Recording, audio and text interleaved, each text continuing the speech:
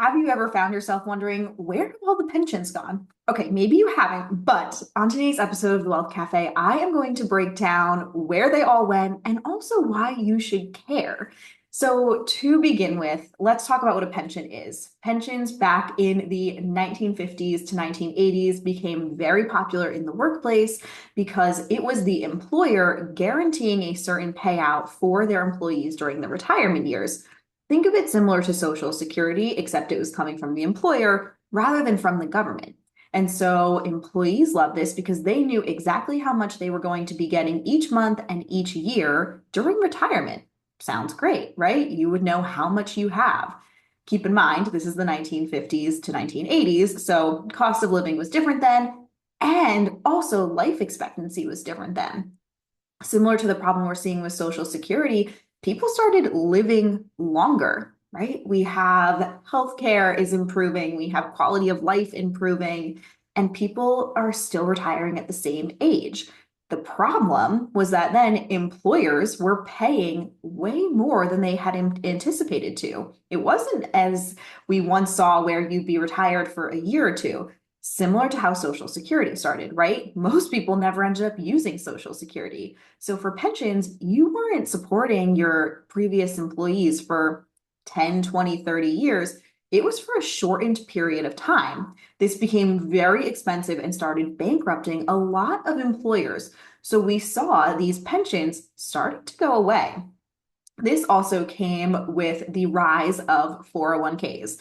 Now, for those of you who may not know, 401k, it's from the tax code, which is how it got its name. And this rose in popularity because employers now had a way to support their employees through the matching contribution that they could do and by offering these plans. But they weren't tied to giving a certain amount of money for an exponential number of years during retirement. Once they gave you your money during your working years, great. Once you were done working for them, you would go off into retirement, and how you spent the money and how much money you saved for retirement, that was all on you. So this really rose the popularity of 401ks among employers. It's interesting too to see there's a certain generation that I see during financial planning. They were the beginning of that 401k generation, as I call it.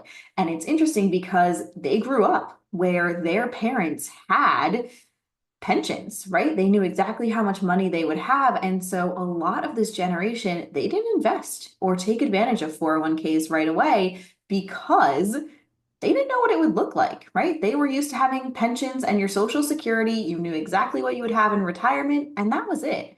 401ks really changed the way that we plan for retirement. So that's why it's important for you to understand this concept, right? I posted an episode a couple weeks ago talking about the idea of maxing out your 401k and if that's enough for you during retirement.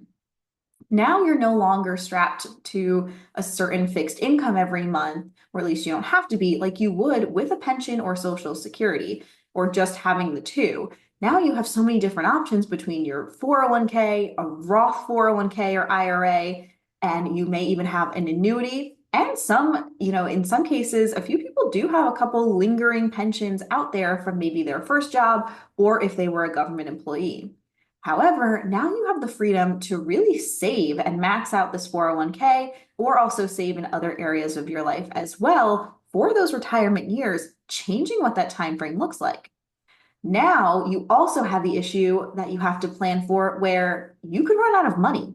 Longevity is a real problem that I see in financial planning. I personally have one grandparent still alive who is nearing 100. She was born in the 1920s. You think she thought she was going to live to see 100? That didn't happen back then. And so now longevity has become a problem. And it's no longer like it would be with a pension where your employer has to pay for as long as you live. It's on you to now not outspend or outlive that money. So it really changes the conversation when we are looking at what does your retirement lifestyle look like? I typically ask clients when we are in a financial planning session about the longevity that they saw in their family. How long did their parents live, their grandparents, just to get an idea. I have some clients who are like, my parents died really young. That's going to change the conversation for us. Or they may have parents who like in my family, had incredible longevity, and outliving their money is a real concern. It's not like you can go back to work at 95 and start, picking up another career. So you really want to make sure that you're enjoying those years and also not outliving your money.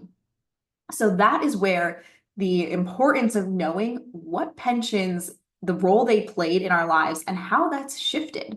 Yes, you can bring up, okay, well, you still have Social Security for now, and however that may change in the future is unknown at this time, but that is one piece that you can look at, and there are different options when it comes to planning for your retirement. Keep in mind, as women, we also tend to outlive men, statistically speaking. And so it's important for us as well to make sure we're planning for that event of longevity. There is no employer to step in anymore and support us in that cause. So as women, I want you to make sure you are thinking to yourself, okay, my employer is doing matching contributions. Am I at least doing that in order to make sure that I am getting that extra additional money to set aside for retirement? And how else am I planning for retirement? I really recommend that you go back and watch my Is Maxing Out Your 401k video enough? It's over on our Wealth Cafe channel on YouTube, and you can watch the full video, and it'll help you walk through what you see for your retirement lifestyle and if maxing out your 401k is enough. Because as I mentioned before, this is on you. This is no longer the employer stepping in, and I will say this until I'm blue in the face because it's really important given our longevity, given everything going on in the world, and with health capacities expanding and also the cost of that rising. I want to make sure that you are secure for retirement with pensions no longer being around. Stay tuned. Next week, we are going to be talking about the difference between defined benefit and defined contribution plans, which really ties into this pension conversation as well. And we'll be continuing to talk about your retirement and planning for your dream retirement. Thanks for hopping on, and we will talk soon.